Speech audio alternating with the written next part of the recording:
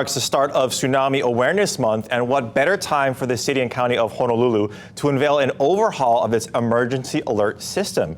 Here this morning to tell us more about the changes is Acting Director for the Department of Emergency Management, Jennifer Walters. Jen, thank you so much for joining us. This is something that we've been talking about for the entire show. Let's give a breakdown of what HNL Alerts is, what does it do, and why is it so important right now? Yeah, this represents a really major upgrade to our ability to inform the public during emergencies. So this is a free system that people can register for. They can go online to hnlalert.gov.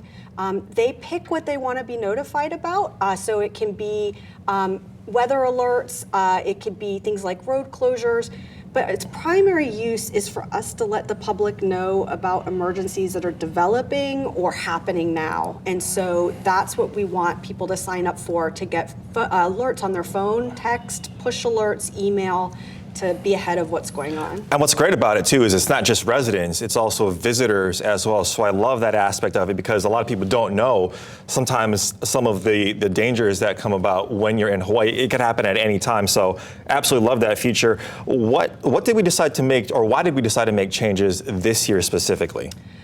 There is a few different reasons. One, we wanted something that was a little bit more robust. We realized, especially after things like the Maui fire, how critical in an emergency situation, people being able to view information and have time to digest it.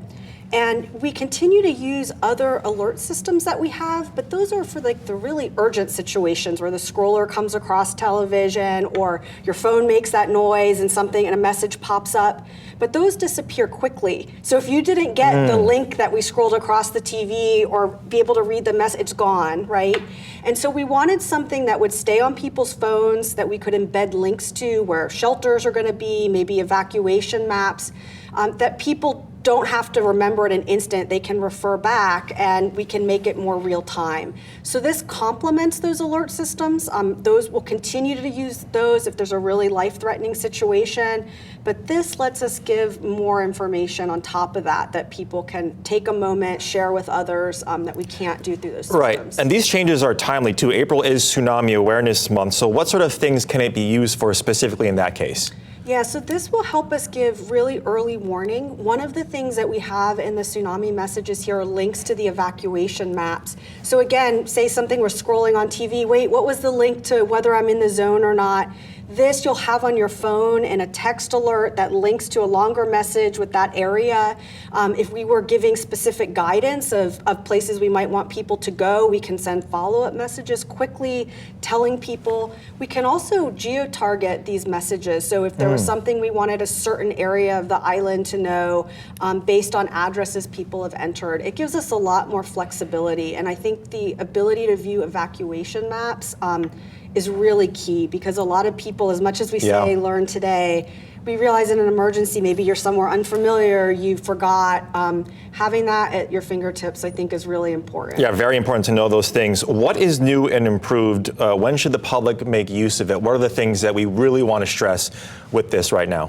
So I really want to stress that the technology is a lot better. It's only useful if people sign up. And so unlike other alert systems where you hear them whether or not you want to, this requires action. So think about it when we say build a kit, make a plan. This is just one of those steps that we really need people to take today to be ready. You can be alerted only about the big stuff if that's what you want, or if you really want to know things like water main breaks, there's more information on city services in there.